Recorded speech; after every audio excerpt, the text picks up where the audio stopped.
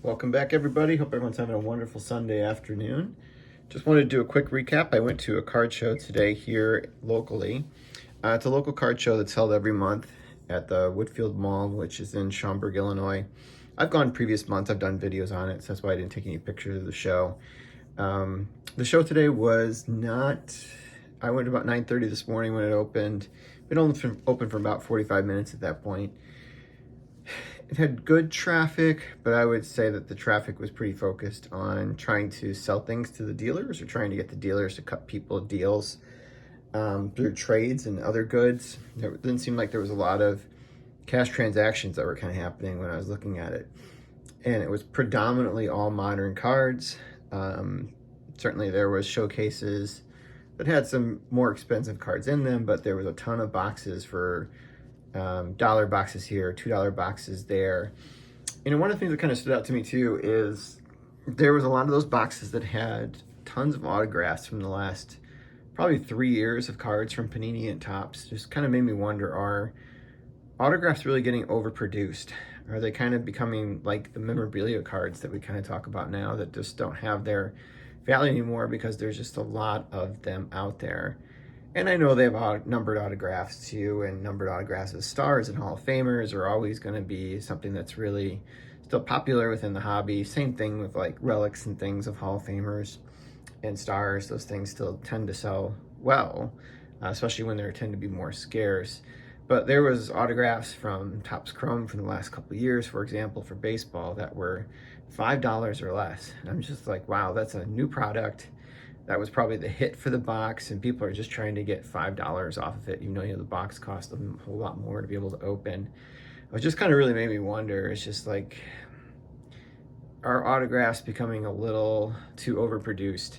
I wouldn't say ever obsolete, but just in products, you know, if you're lucky to get one, you might get a guy that's like, oh wow, I'm gonna maybe get $3 for this autograph, and my box that I spent on was like over $100. So it's just kind of some reaction I kind of had at the show.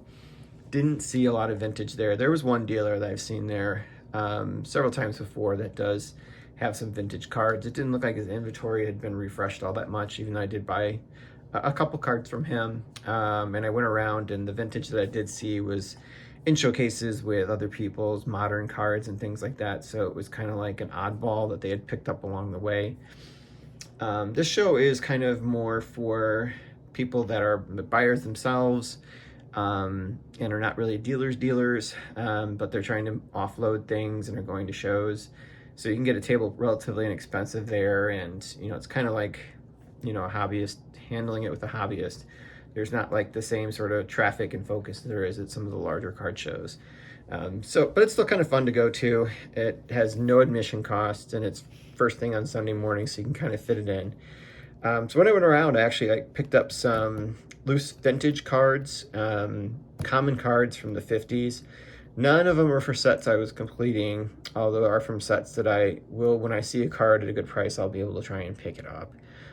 Just because at some point, it'd be nice to kind of have an opportunity to be able to build those sets. So I'll show you what I got real quick, and kind of also wanted to show you the big purchase I did today and kind of talk about the player on here. So this is the only 53 Topps I picked up. Got it at a relatively good price. It's in good condition. The corners are fine, but it's the edges are definitely a little rough, and you can kind of see that back here. You can kind of see that it didn't have a nice sharp cut from the cutter when it was done. But otherwise, the card's in really good shape. Sort of a journeyman catcher when I looked up his career. Had his best seasons in the Cardinals in early 60s, but missed their World Series team in 64. And we also have a journeyman pitcher. I believe he was a pitcher. Yes, he was. At this point was with the Brooklyn Dodgers. Here's a stack of 52 Topps cards, actually. These are probably fair to good at the very best for the grades for the 52 Topps cards, which is fine. Here we got Clarence, also known as Bud. It's a red back on here. So pick that one up. Got Bob Ramazzotti. If I'm pronouncing that wrong, I do apologize. It definitely has a little dog wear here on the edges. It looks like it's kind of has a lot of indentations on there. It's not well centered, but hey, you know, it's another 52 Topps card. This is probably the second series, if I'm not mistaken. It's card number 184. Got another red back. This one's got the most creasing of any of the cards I picked up. But it's Dick Sisler, Hall of Fame son of George Sisler. Dick Sisler is part of the Whiz Kids for the Philadelphia Phillies. His name's still going to always be kind of popular because of that, and also because he was a Major League Baseball player, but also the son of a Major League Baseball Hall of Fame player. Here he is, still with the Reds. This is no longer with the Phillies. I think he'd been the Reds maybe for a season or two by that point. And we got a Chris Van Chuck. I'm not sure how many cards he has because he was only around for I think like 2.5 seasons. A lot of these guys, a common theme you'll see with a lot of them actually were guys that actually were in the military during World War II. I think that's also his story on the back of his card too, if I am not mistaken. But happy to pick that up. The really bright colors on those cards. And then the final one I got is card number 7 in the set, and it's both of these are actually the blackbacks. It is Wayne Terwilliger. Not familiar with him, but I did see on the back of his card when I read it, he was a Marine during the Second World War, and actually he was at the Battle of Saipan and also Iwo Jima. So, wow, that's pretty impressive experiences he had as a Marine. Probably the memories that kind of stuck with him for life in there. All right, so put those aside, and the big purchase I got actually... This one really kind of stood out. There was one dealer that had 2 tobacco cards that were in there. I think it was the only tobacco cards that were in the show. One of them was a Chicago White Sox player. One I wasn't familiar with, so I actually looked him up today. And I'll put it right here. His name is Freddie Parent. Just says Parent on the card. I'll put him on a holder so we can kind of put him up and talk about him a little bit too. Boop. There we go. So the card's probably in fair condition. It looks probably better on camera than it does probably in person.